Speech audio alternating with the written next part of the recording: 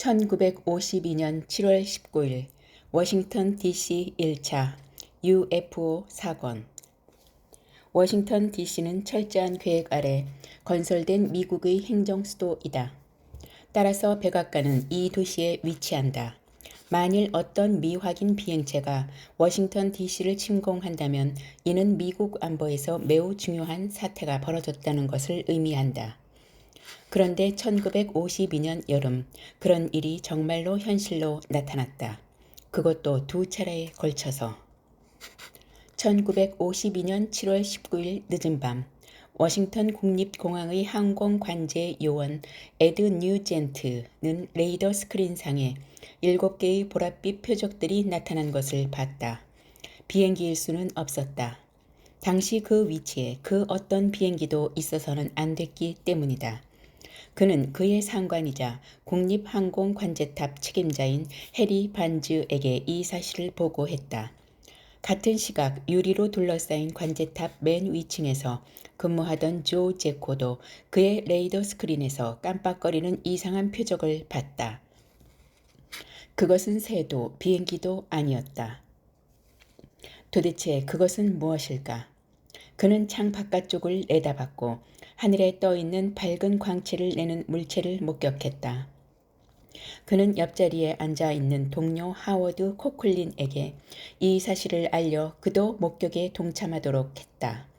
그는 관제탑의 창 밖에서 청백색 빛을 발하는 옆날개나 꼬리날개 그리고 뾰족한 선단 등이 존재하지 않은 둥근 접시 형태의 비행체가 공중에 떠 있는 것을 봤다.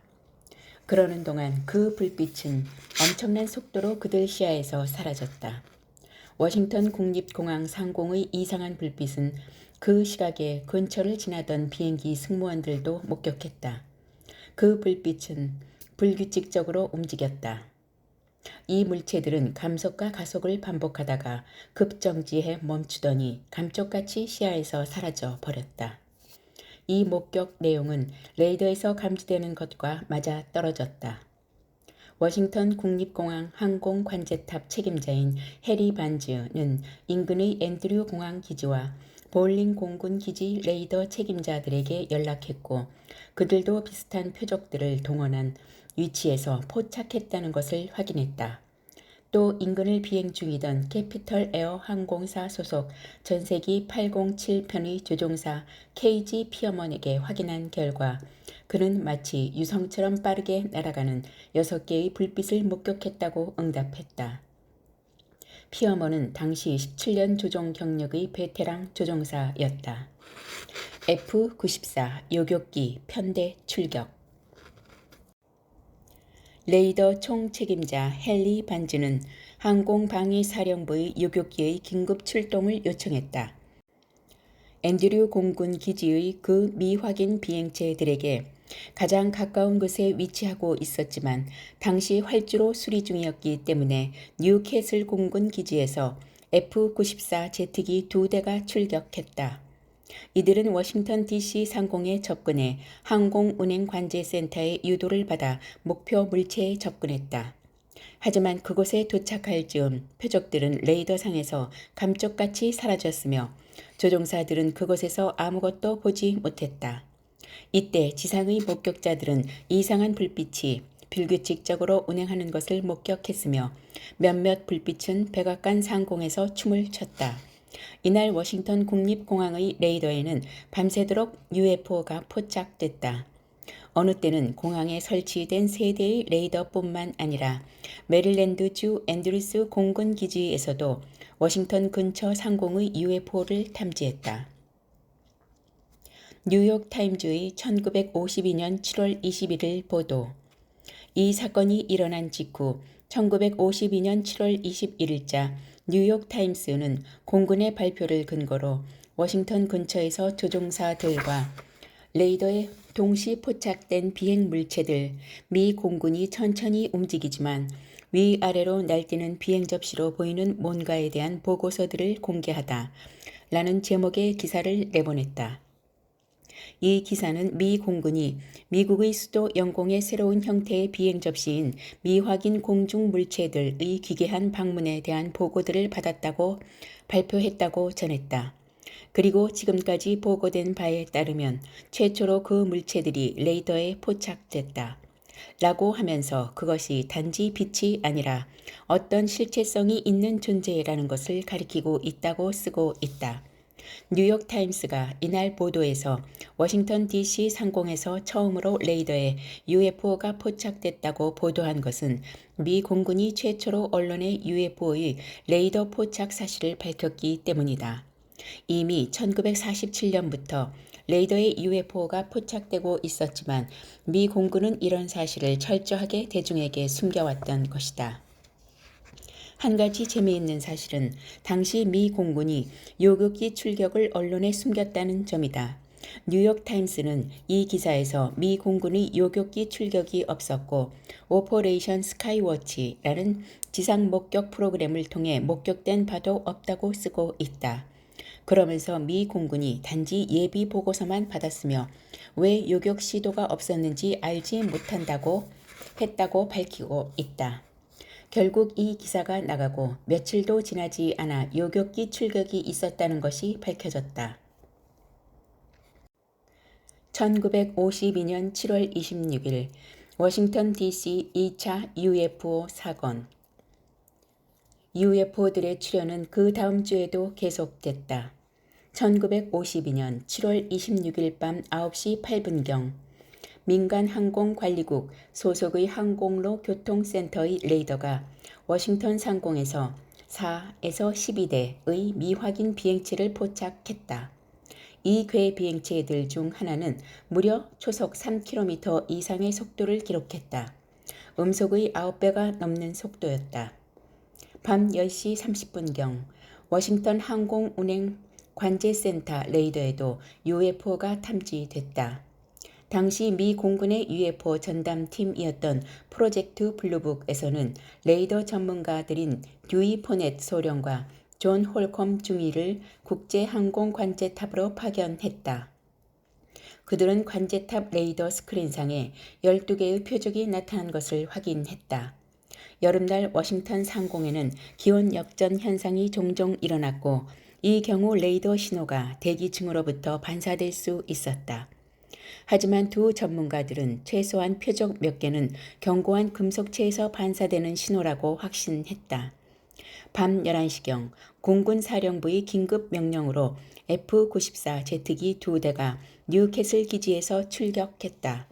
레이더 기지의 유도를 받아 문제의 위치로 접근하자 UFO는 지난번처럼 레이더 상에서 감쪽같이 사라져 버렸고 조종사들은 아무것도 목격하지 못한 채 기지로 돌아와야만 했다. 그러자 마치 기다리기라도 한 듯이 레이더의 표적들이 다시 나타났다. 이 시각 워싱턴 DC 인근 뉴포트 뉴스에 거주하는 다수의 시민들로부터 UFO를 목격했다는 보고가 공군에 쇄도하기 시작했다. 이들의 보고는 한결같이 밝은 불빛이 회전하면서 오색 찬란한 빛을 번갈아 방출한다는 것이었다. 그로부터 몇 분 후 버지니아주 랭글리 공군 기지에서 이상한 불빛이 목격돼 요격기가 출격했다. 요격기 조종사는 레이더 요원의 유도에 따라 UFO 쪽으로 향했다. 드디어 불빛을 목격한 조종사가 접근하려는 순간 마치 누군가가 전등을 끈 것처럼 그의 시야에서 UFO가 사라져 버렸다. 레이더에서도 UFO가 없어졌다. 할 수 없이 요격기는 랭글리 기지로 복귀했다. F-94 요격기 편대의 UFO 추격. 워싱턴 DC 인근 항공에서 UFO들이 출몰이 지속되자 다음날 새벽 1시 30분경 또다시 F-94 요격기 2대가 뉴캐슬 기지에서 긴급 출격했다. 표적이 사라지지 않았다. 마침내 조종사들도 그 이상한 불빛들을 목격할 수 있었다. 한 제트기가 UFO들을 추격하기 시작했다. 자세히 관찰할 수 있을 정도로 충분히 가까이 다가가자 그것들은 제트기보다 빠른 속도로 멀찌감치 달아나 버렸다. UFO들을 추격했던 조종사 윌리엄 패터슨은 당시 상황을 다음과 같이 설명했다. 나는 300m 아래의 위치에서 그 미식별 항공기들을 따라잡으려고 노력했습니다. 가능한 최고 속력을 냈어요. 하지만 그것들을 따라잡을 수 없다는 사실을 확인하고는 추적을 포기했죠. 1952년 7월 27일자 뉴욕타임즈와 워싱턴 포스트의 관련 보도. 이 사건은 미 전역 대부분 신문에 보도될 정도로 미국을 발칵 뒤집어 놓았다. 1952년 7월 27일자 뉴욕타임스는 물체들이 수도 상공에서 제트기들을 앞지르다 라는 제목의 기사를 내보냈다. 제목에서 암시하듯이 이번 기사에서는 2대의 요격기 출격이 있었다는 공식적인 확인이 있었다. 이들 중 한 대가 자신보다 조금 상방 위치로 약 15km쯤 떨어진 곳에 4개의 빛을 목격했다는 미 공군의 공개 내용이 소개됐다. 이 조종사가 그 물체들에 다가가려고 했지만 결코 도달할 수 없었다는 것이 이 기사의 핵심적 내용이었다. 결론적으로 뉴욕타임스는 레이더에 포착되고 조종사 눈에도 보인 그 물체들이 빛이 아니라 어떤 실체적인 존재들이라는 지난번 기사 내용을 재강조하고 있었다. 같은 날 워싱턴 DC에 본부를 둔 워싱턴 포스트도 워싱턴 상공에 출현한 UFO에 대한 공군 발표 내용을 인용 보도했다. 이 신문은 그 물체들이 미국의 안보에 어떤 위협도 되지 않는다는 국무부 대변인의 말을 인용 보도했다. 대변인은 UFO가 외계에서 왔다는 가설을 완전히 부인할 수는 없지만 그것이 아직까지 알려지지 않은 새로운 종류의 물리 현상일 것이라고 말했다. 하지만 7월 28일자 워싱턴 포스트의 기사는 비행 접시가 제트기보다 빨랐다고 조종사가 폭로했다라는 자극적인 제목을 달고 있었다. 1952년 7월 말 미 전역의 언론들은 백악관 상공에 나타난 UFO들과 이를 추격한 요격기 이야기를 커버 스토리를 다루면서 그런 사건들이 일어나지 않았더라면 중요한 화제가 됐을 한국전쟁이나 대선 캠페인 기사를 구석으로 밀어냈다. 사태의 심각성을 깨달은 트루먼 대통령은 관련 부처들의 워싱턴 DC 상공을 침범한 그 괴물체들의 정체를 밝힐 것을 요구했다. 제2차 세계대전 이후 최대 규모의 기자회견. 7월 중순부터 미 국방부는 언론과 국회의원들의 질문 공세에 시달렸다. 펜타곤의 모든 회선은 UFO에 대한 질의 전화로 마비될 정도였다. 7월 29일 마침내 공군 관계자들은 제2차 세계대전 이래 미국에서 개최된 회견 중 가장 오랜 시간 동안 그리고 가장 규모가 큰 합동 기자회견을 열었다.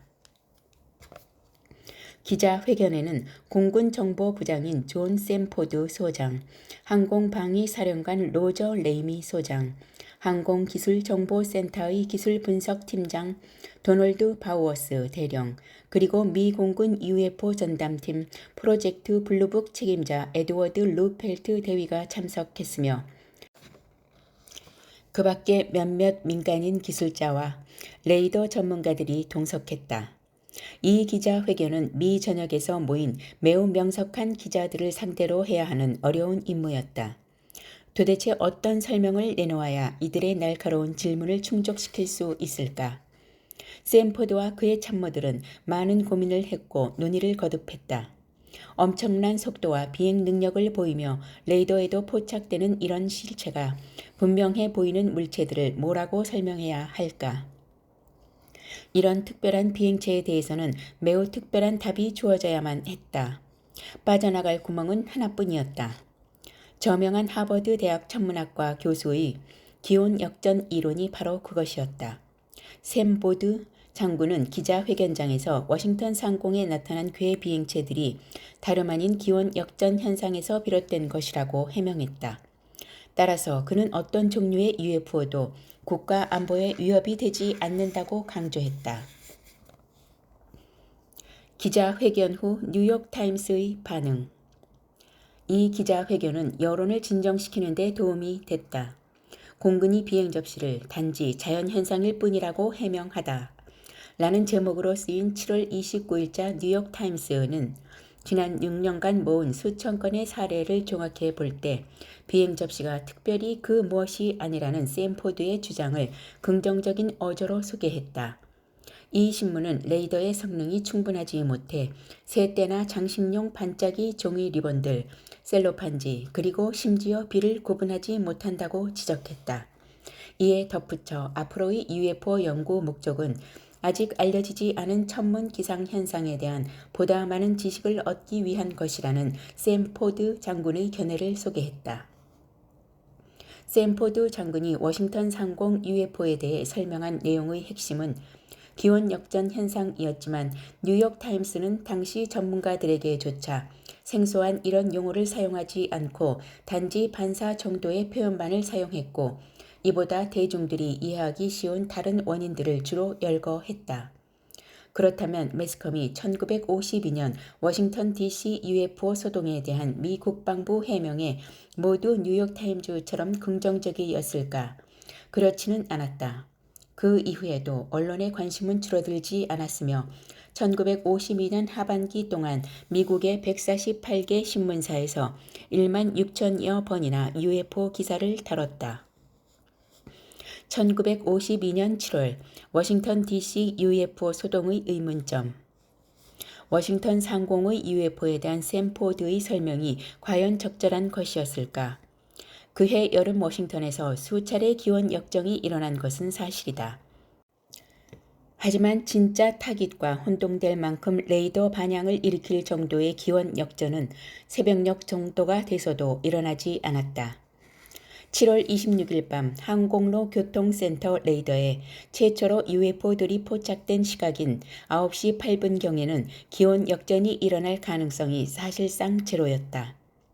요격기들이 출동해 추격전을 벌이던 시각인 11시 25분경에는 펜타곤 연락책인 포네트 소령이 워싱턴 항공운항관제센터의 레이더 화면을 주시하고 있었다. 이때 레이더 장치의 기온 표적에는 약 1도씨 정도의 기온 역전이 표시돼 있었다. 이 정도 온도차는 레이더 반향음을 혼동시킬 정도가 아니었다. 당시 관제센터 요원들은 자신들이 실제 타겟에 따른 반향과 약한 기온 역전에 따른 것을 매우 쉽게 구분할 수 있다고 하면서 그들이 실제의 견고한 타깃들을 잡았다고 자신했다. 당시 미 공군 UFO 전담팀 소속 레이더 전문가들인 듀이 포넷 소령과 존 홀콤 중위 또한 이와 비슷한 의견을 표명했다. 그들은 워싱턴 국립공원 관제탑 레이더 스크린상에 나타났던 12개의 표적들 중 적어도 몇 개는 절대적으로 기온 역전 현상과는 무관하며 견고한 금속체에서 반사되는 신호라고 확신했다. 이와 같은 레이더 전문가들의 견해와 함께 그날 나타난 UFO들이 기온 역전과 같은 자연현상이 아니라는 또 다른 정황적 증거가 있었다. UFO가 지능적 행동을 했다는 점이 바로 그것이다. F-94 제트기 2대가 접근하자 UFO가 레이더상에서 사라져버려 기지로 귀환했다는데 그러자 마치 기다리기라도 한 듯 레이더의 표적들이 다시 나타났다. 이런 지능적인 움직임은 그 표적들이 자연현상이 아니라는 것을 가리키고 있었다. 레이더 비주얼 사례 1956년 8월 밤 9시 30분경 영국 서포드 밴드 워터즈에 주둔하고 있던 미 공군 기지 레이더에 기지 쪽으로 매우 빠르게 다가오는 괴 비행체가 포착됐다. 또 몇몇 비행체가 천천히 북동쪽으로 날아가다가 하나로 합쳐져 굉장히 큰 반향 신호를 내기도 했다. 훈련기가 출동해서 확인하려 했지만 아무것도 볼 수 없었다. 1시 30분쯤 동쪽에서 기지 쪽으로 초속 0.9에서 1.8km 속도로 날아오는 물체가 레이더에 포착됐다. 그것은 기지 상공을 지나쳐 서쪽으로 향했다. 이때 기지에서는 밝은 햇빛을 바라는 비행체를 목격했고 당시 인근을 지나던 C-47기 조종사도 자신의 비행기 아래로 지나가는 이 비행체를 봤다. 이 괴 비행체는 64km 떨어진 레이큰 히스 영국 공군 기지에서도 육안으로 목격됐다. 최초의 레이더 발명. 연속파를 이용해 비행기를 포착하는 기술은 1930년 워싱턴 DC 인근에 위치했던 미 해군 연구소의 연구자들에 의해 우연히 발견됐다. 그들은 3km쯤 떨어진 볼링 비행장에 착륙해 있던 비행기로부터 발신되는 전파를 수신하는 실험을 하고 있었는데 그 비행기 위로 다른 비행기가 지나갈 때마다 이상한 신호가 수신됐다. 그들은 곧 그 두 번째 비행기에 반사된 신호가 그들 수신기에 포착된다는 사실을 알게 됐다.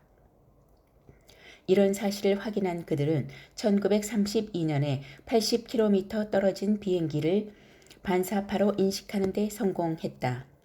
하지만 이 기술이 실용성이 있으려면 보다 먼 거리의 비행기로부터 반사되는 전파를 포착하는 기술이 필요했다. 1936년 연속파 대신 정도의 펄스파를 사용해 비행기를 식별하는 방법이 제안됐고 그 기술로 1937년 전쟁부 장관이 보는 앞에서 1.8km 상공을 날아가는 15대의 비행기 중에서 13대를 포착해낼 수 있다는 것이 입증됐다.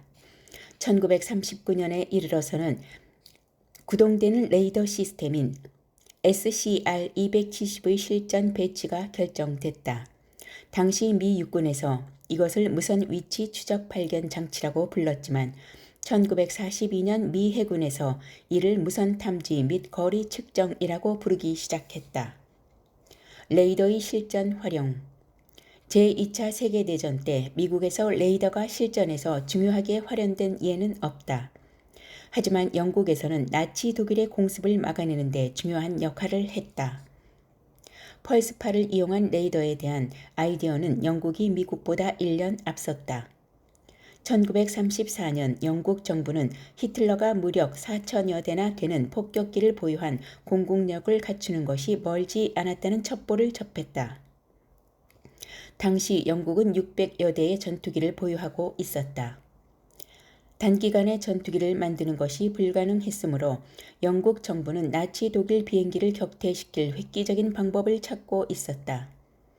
그리고 1935년 초에 그들이 생각해낸 방법은 전자기 발을 활용해 적기를 파괴시키거나 최소한 조종사를 무력화시키는 것이었다. 그리고 무선 연구소의 실무 책임자였던 로버트 왓슨 와트는 이런 방법을 실용화시키는 가능성을 검토하는 일을 맡게 됐다. 하지만 왓슨 와트는 이런 방법이 당시 기술 수준으로는 비현실적이라는 결론에 도달했고 그 대신 펄스파를 이용해 적기의 위치를 조기 판별하는 방법을 내놓았다. 그리고 그해 봄 그의 팀은 6Hz에서 작동되는 펄스파 레이더 개발에 성공했다. 그들은 이 장비를 무선 방향 발견 장치라고 명명했다. 보다 개량한 후 이 장비는 영국의 도보 해협에 체인 형태로 설치됐고 독일의 공습을 미리 확인하고 대처하는 데 결정적인 역할을 했다. 적기 출현 시 레이더에 나타난 정보를 바탕으로 각 지역을 담당하는 부대에 비상 출격 명령이 내려졌으며 레이더를 통해 정확히 적의 위치와 수요를 파악하고 있었기 때문에 영국군은 적재적소에 적당한 수의 편대를 배치할 수 있었으며 거의 모든 독일 편대가 유격당했던 것이다. 전후 미국에서의 레이더 개발. 미 해군 연구소에서 개발된 레이더의 목표는 제2차 세계대전이 끝날 무렵 나치나 일본의 비행기를 조기에 탐지하기 위한 레이더 기술 개발이었다. 이런 기술 개발을 위해 케임브리지와 보스턴의 MIT와 하버드대의 레이디에이션 랩이 설치돼 운영됐는데 당시의 주요 관심사는 레이더의 포착 범위와 포착된 목표물 분석 향상이었다. 제2차 세계대전이 종결되던 시점의 미국 레이더 수준은 이 두 가지 모두 문제가 있었기 때문에 냉전 상대국인 소련으로부터 날아오르는 미사일이나 제트기를 제대로 포착할 수 있을 만큼 충분한 수준의 레이더 장치 개발이 급선무였다. 그리고 1947년경부터 UFO 출현 또한 레이더의 성능을 개선할 필요성을 부각시켰다. 한편 레이더는 항공기 통제에도 매우 요긴하다는 사실이 부각됐다. 1942년부터 미군에서는 길팔란 브라더스4와 계약을 맺고 레이더 장치로 비행기 착륙을 도와주는 지상 접근 통제 시스템을 개발하도록 했다. 이 시스템은 전시의 시야가 불량한 기상 조건에서 미군 비행기가 안전하게 착륙하는 것을 용이하게 해주는 역할을 했다. GCA는 좌우와 상하로 주사되는 연필 2개의 얇은 전자파 펄스 빔으로 접근하는 비행기 위치를 파악해 그 비행기 조종사에게 실시간으로 알려줌으로써 공항 활주로에 제대로 착륙할 수 있도록 유도하는 용도로 고안됐다.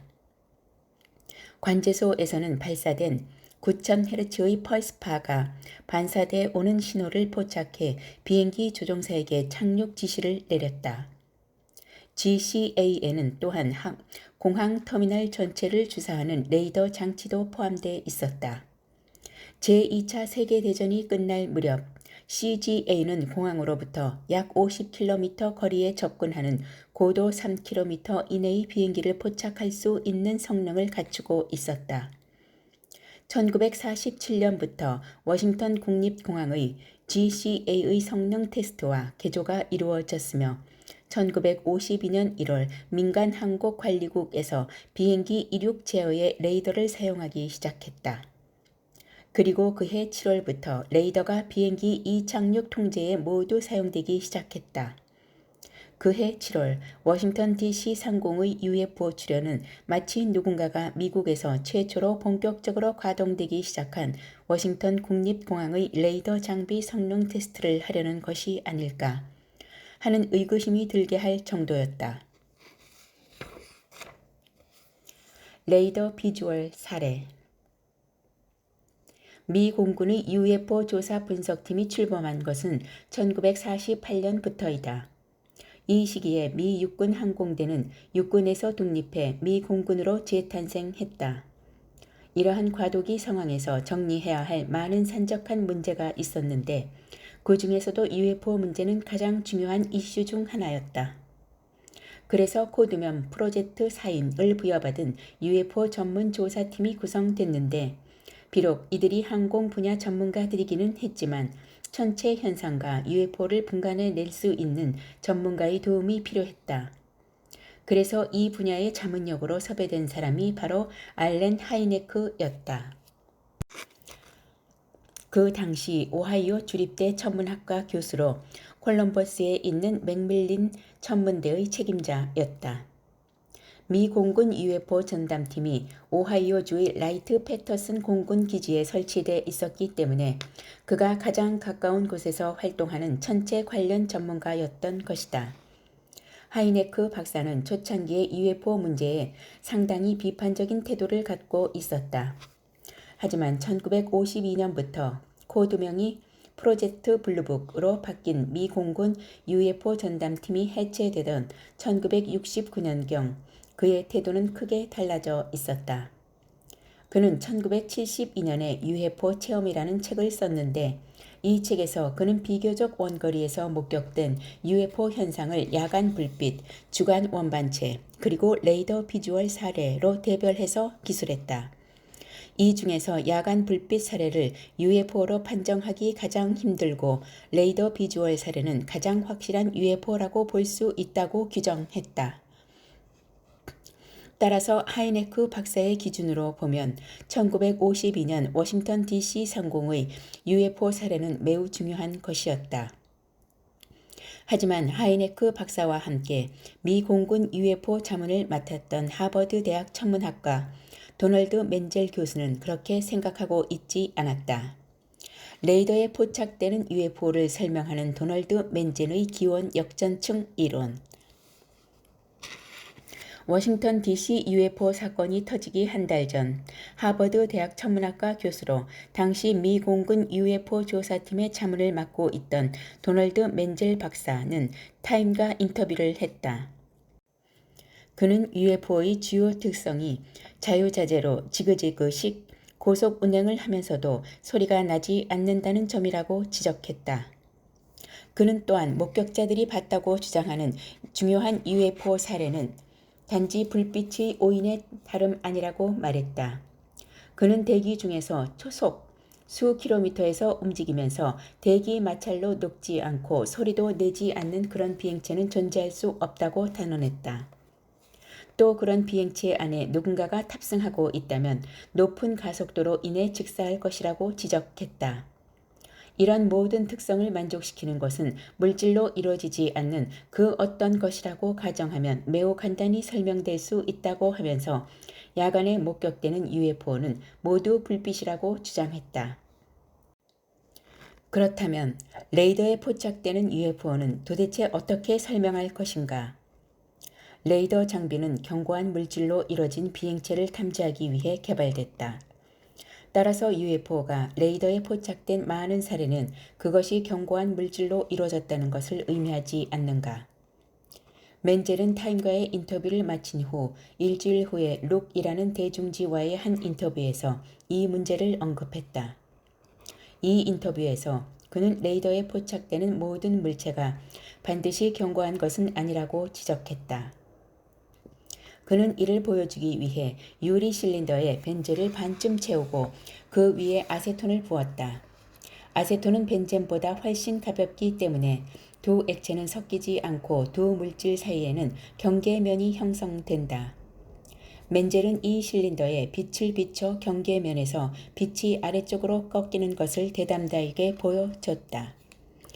그는 이런 실험을 통해 비록 기체이긴 해도 이와 비슷하게 서로 상이한 온도의 대기층이 맞닿아 있을 때 그 경계면으로 빛과 같은 전자기파인 레이더 신호가 아래로 꺾여서 마치 견고한 물체를 포착한 것과 같은 효과를 일으킬 수 있다고 설명했다.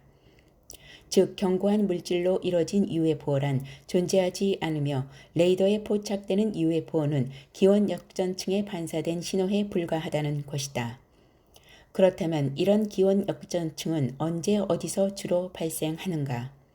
이런 현상은 주로 밤 사이에 일어나는데 건조하고 청명한 날, 밤이 길 때, 새벽 즈음에 일어난다.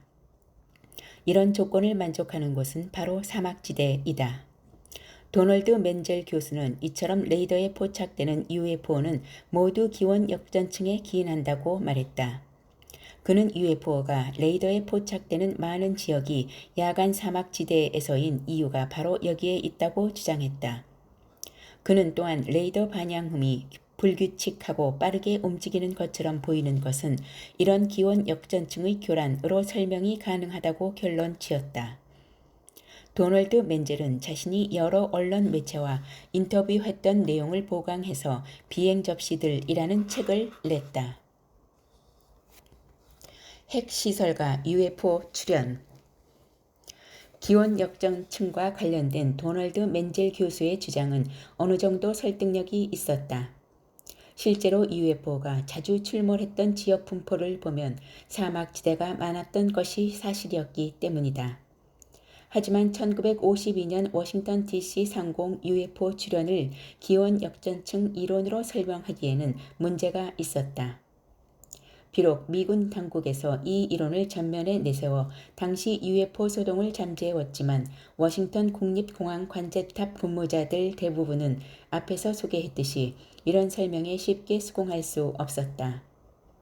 그리고 UFO 출현이 사막지대에 집중됐던 이유를 단지 기원 역전층으로 설명하는 데는 문제가 있었다. 제2차 세계대전 후반기에 미국에서 제일 집중했던 과학기술적 노력은 핵폭탄 제조였다. 맨하탄 계획이라 불렸던 이 프로그램은 전후에도 좀 더 업그레이드된 형태로 지속됐는데 이는 소련과의 냉전 체제에서 우위를 점유하기 위해서였다. 이런 노력들은 테네시주의 오크리지, 워싱턴주의 헨포드, 뉴멕시코의 로스 알라모스와 샌디아 랩에서 주로 추진되고 있었다. 이들 지역 중에서 특히 로스 알모스와 샌디아 랩과 인근 로스웰 등은 핵폭발 실험이 이루어지던 사막 지역으로 맨젤 교수가 지적하는 조건에 합치됐다. 하지만 오클리지나 햄포드를 비롯해 핵 설비와 관련된 다른 지역은 사막지대는 아니었으며 그럼에도 UFO가 빈번하게 출현했다. 즉 UFO는 기원 역전과 상당히 관련이 있어 보이긴 하지만 그보다는 핵시설과의 관련성이 더욱 중요했던 것이다. 51구역 51구역은 가진 음모론가 SF물의 고향과 같은 곳이다. 51구역은 외계인이 지구를 침공한다는 내용의 SF 영화 인디펜던스 데이에 나온다. 미국 대통령도 모르는 외계인 시체와 외계인의 비행 접시를 숨겨놓고 연구하는 비밀 시설로이다. 요즘 51구역이 다시 전 세계적인 관심을 받고 있다. 누군가 장난삼아 시작한 운동 때문이다. 이름은 51구역을 급습하자. 그들은 우리 모두를 막을 수 없을 것이다. 말 그대로 9월 20일 낮 12시 51구역에 쳐들어가 외계인을 보자는 운동이다. 지난달 페이스북에 글이 올라온 후 11일 현재 200만 명이 넘는 사람들이 참가 의사를 밝혔다. 지구상 거의 모든 매체가 51구역 급습 운동을 보도했다. 51구역은 군사 비밀 시설이기 때문에 경비가 엄격하다. 진입로에는 무단 침입할 경우 물리력을 사용할 수 있다. 라는 경고판이 붙어 있다. 주변에는 철조망과 동작 감지 센서, 감시 카메라가 촘촘하게 세워졌다. 외곽 경계는 무장한 경비업체 직원들이 맡았다. 실수로 잠시 51구역에 들어갔던 사람들의 증언에 따르면 바로 무장경비팀이 출동하고 하늘에서 헬기가 수색했다고 한다. 무단 침입자에게는 $750의 벌금이 매겨진다. 그래서 51구역 급습 운동이 페이스북에는 51구역 관광 안내소에 모여 진입 방법을 협의하자. 만일 나루토처럼 달리면 총알보다 빨리 움직일 수 있다. 라는 내용이 있다. 닌자를 다룬 일본 애니메이션 나루토의 주인공처럼 뜀박질을 하자는 것이다. 미 공군의 대변인인 로라 맥켄드류는 이 지역에 불법적으로 접근하려는 어떤 시도도 하지 말아달라고 당부했다. 그러나 미 공군의 경고를 귀담아 듣는 사람은 별거 없는 듯하다. 오히려 전이만 불태우고 있다는 평가이다. 51구역 소동의 서막 2021년 5월 SBS의 당신이 혹하는 사이에서 출연 섭외가 왔다. 미 국방부에서 그해 여름 UFO 관련 예비 보고서를 공개하기로 예고한 상황이었기 때문에 방송사에서 UFO 문제를 다루려고 했던 것이다. 그리고 이 프로그램에서는 대중적으로 관심이 많은 51구역과 로즈웰 사건을 다뤘다. 51구역은 일반인들이 미국 네바다주 사막에 위치한 에드워즈 공군 기지의 일부분을 이루는 명칭이다.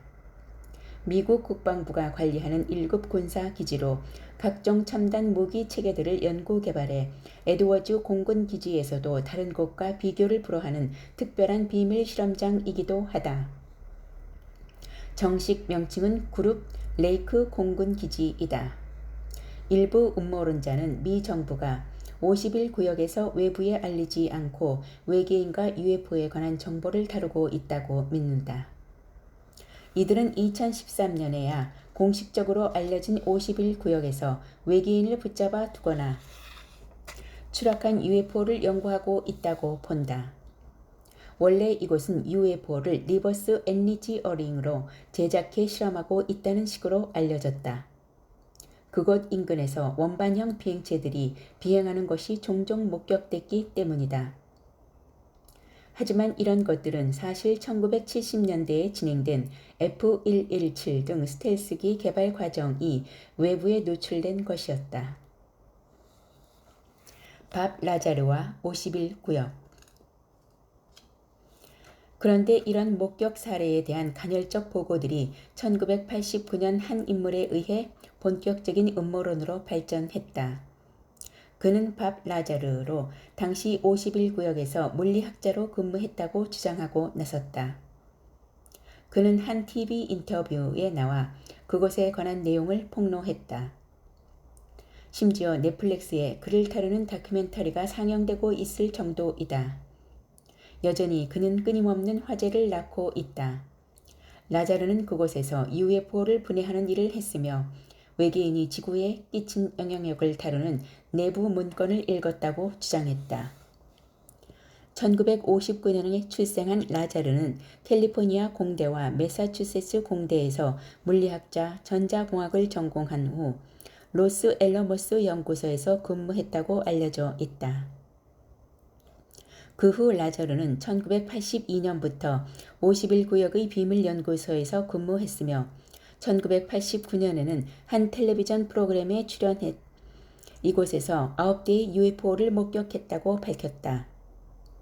그에 따르면 이곳에 있는 9대의 UFO는 외계인의 것과 이를 바탕으로 지구에서 동일하게 복제한 것이 섞여 있는 것으로 추정된다는 것이다.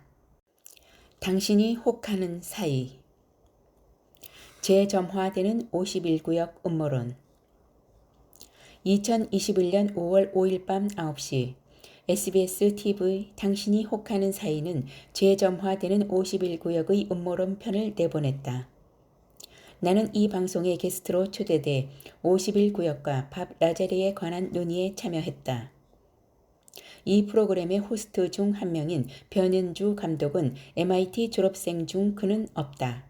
그리고 박사 학위를 받았다면 논문도 있어야겠지만 그것도 없다 라며 LA의 2년제 대학 출신의 고등학교 성적도 하위권으로 MIT 출신이라는 주장은 거짓이다 라고 주장했다. 그러자 봉태규는 거기에 그가 52구역에 폭로한 가장 큰 이유가 있다 라며 당시 밥 라자르의 주장을 공개했다. 밥 라자르는 내 신분에 대한 모든 기록이 사라지거나 조작되는 걸 알게 됐다.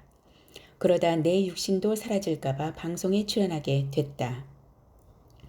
내가 유명해지면 미국 정부에서도 날 어떻게 하지 못할 것 아니냐 라며 51구역 근무 당시 사용했던 출입카드와 급여 명세서까지 공개해 눈길을 끌었다.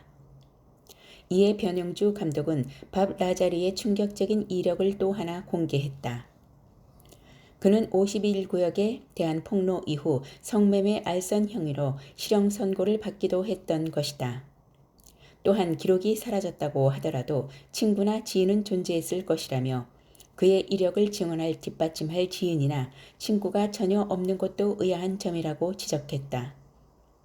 그러나 봉태규는 그가 근무했다는 연구소 직원 전화번호부에 밥 라자르가 있다.